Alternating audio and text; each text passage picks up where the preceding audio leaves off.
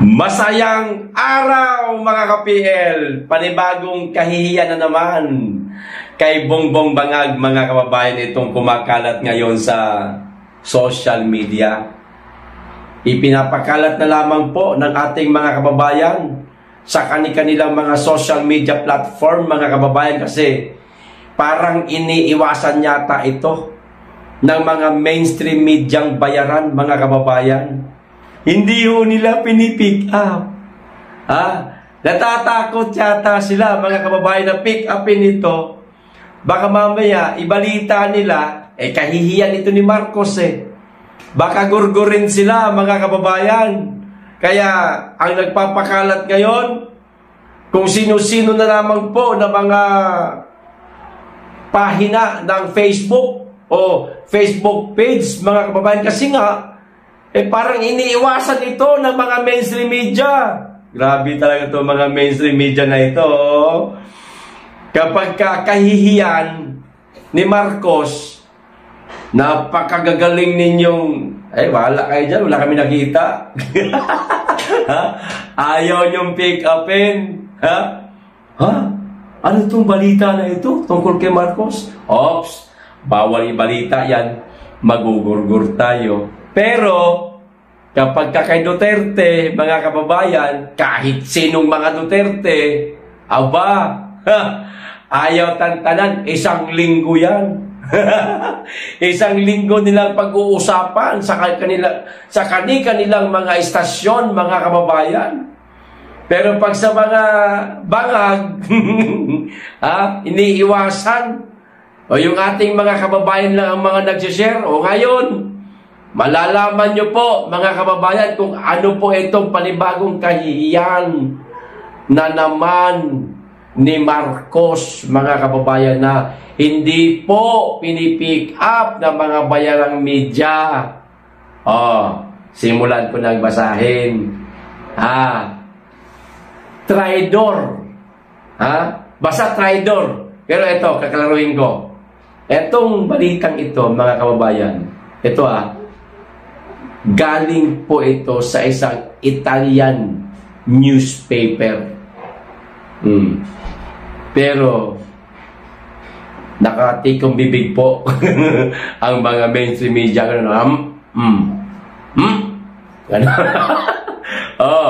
Traidor ang tingin ng mga taga-ibang bansa kay BBM. Aray ko, grabe. At ito na ang magiging trademark niya sa mga Pilipino at sa buong mundo hanggang kamatayan niya. Aray ko! Traidor na ang magiging trademark di umano ni Bongbong Marcos, mga kababayan, sa mga Pilipino at sa ibang bansa. Ito na po yung mismong caption ng isang pahayagan, mga kababayan, sa isang Italian newspaper. Ayan, klaruhin natin.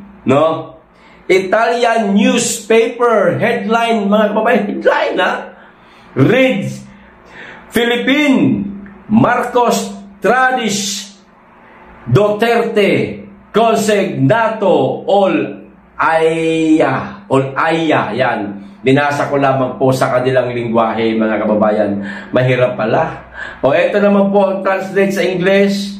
Which translates into Philippines, Marcos betrays Duterte and hand him over to the Hague, mga kababayan.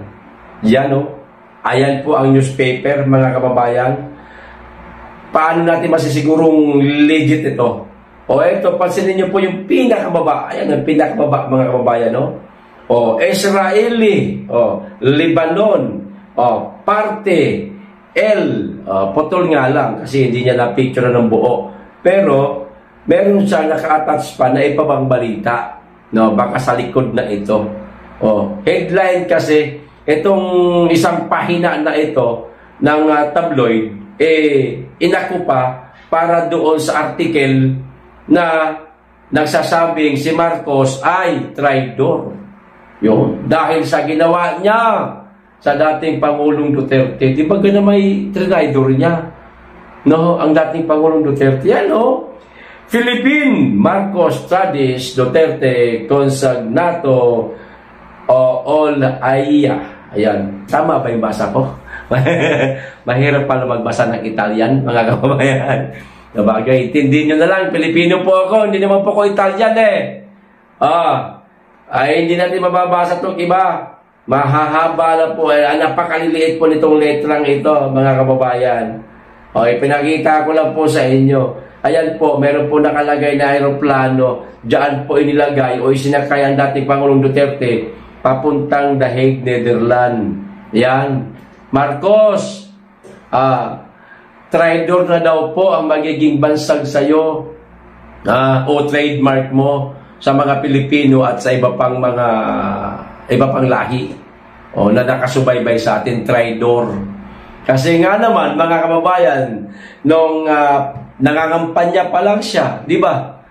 Makailang beses siyang na-interview at makailang beses din siyang nag-deny, no? Doon sa katanungan ng mga media na ang tanong Mr. Marcos, kapag kayo ba naging presidente na, hahayaan niyo po ba o pagbibigyan niyo po ba ang ICC na magsagawa ng investigasyon o maghimasok sa ating bansa?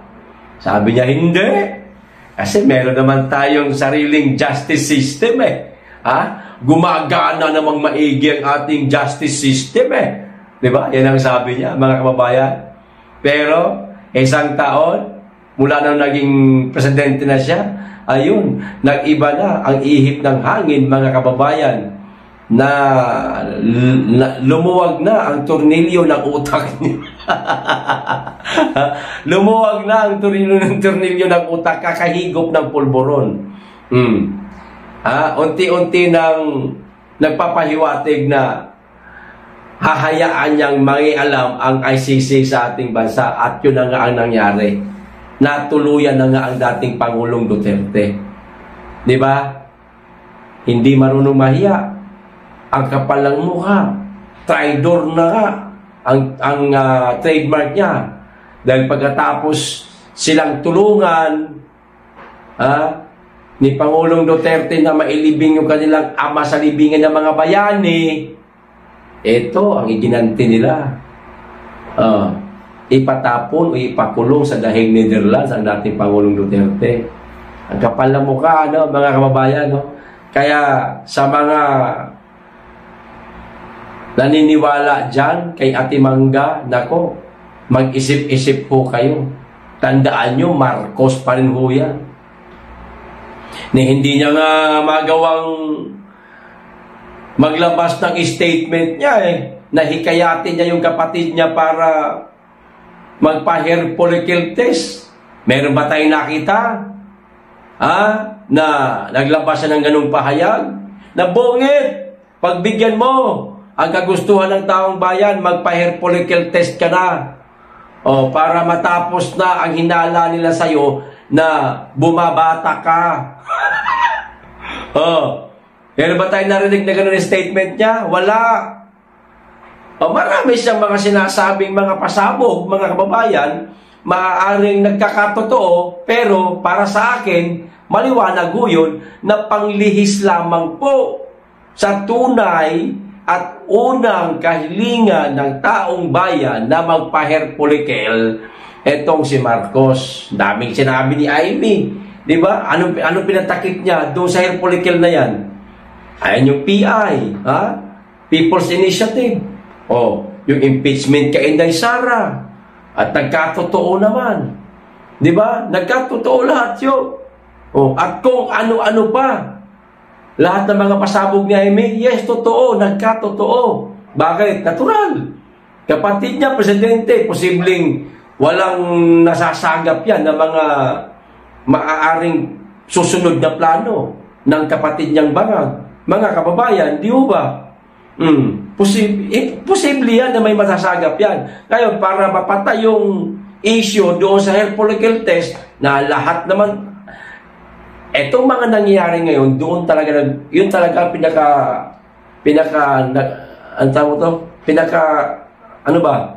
Doon talaga nagsimula eh. Doon sa hair follicle test na yun eh. Di ba? Doon lahat nagsimula eh. Meron pang nauna pa pala. Yung open the book. Pinabubuksan ni Tatay Digong libro ng kamera. Tapos yung hair follicle test, bangag, yan. Kung ano-ano na. Nanawagan tayo ng hair follicle test. Pero yung ate niya, wala. Tapos, para mawala yung isyo, pasabog na ibang isyo. Di ba? Sila yan, nagtutulungan yan sila, mga kababayan. Marcos pa rin yan. Kapatid niya pa rin yan. Kaya imposibleng ilalaglag niya yung kasarili niya kapatid. Siya na nga mismo may sabi eh. Di ba? Si Aimee na mismo may sabi na tawag nito na kailanman hindi niya ilalaglag yung kapatid niya. Maliwanag na sa atin yun. Ilalaglag niya, aasahan natin na sasabihin niya, yung kapatid ko, bangag yan. Kumakain ng pulburo yan. Aasahan natin sasabihin niya gano'n. Hindi yan. Hindi niya sasabihin yan. Hindi niya nga magawang manawagan na bonget, magpa-hair follicle ka na. Kasi yan ang gusto ng tao. Nagawa niya ba? Wala. Marcos pa rin yan. Huwag kayo masyadong maniniwala dyan. Ito pa isang balita, mga kababayan. Tungkol naman po ito kay Boying Rimulya. Aba, napuno ngayon ng bash itong mama, mga kababayan. Kasi inamin po ni Boying Rimulya na nagkaroon di umano siya ng cancer sa dugo.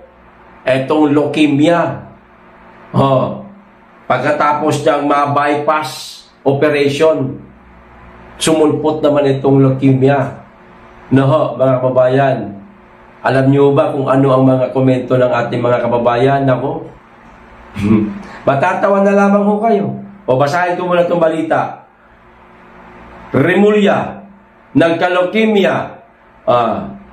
Nagka-leukemia noon matapos ang heart bypass surgery. Pero, eto, sa unang pagkakataon, ibinunyag ni Ombudsman Justice Crispin Boying Rimulya na siya pala ay tinamaan ng leukemia matapos sumailalim sa quintuple bypass heart surgery noong 2023. Sa isang panayam kay Lucy Cruz Valdez, inamin ni Rimulya na nagsimula ang kanyang seryosong kalagayang medikal habang siya pa ang kalihim ng Department of Justice. In 2023, I was diagnosed with a heart condition that required bypass surgery.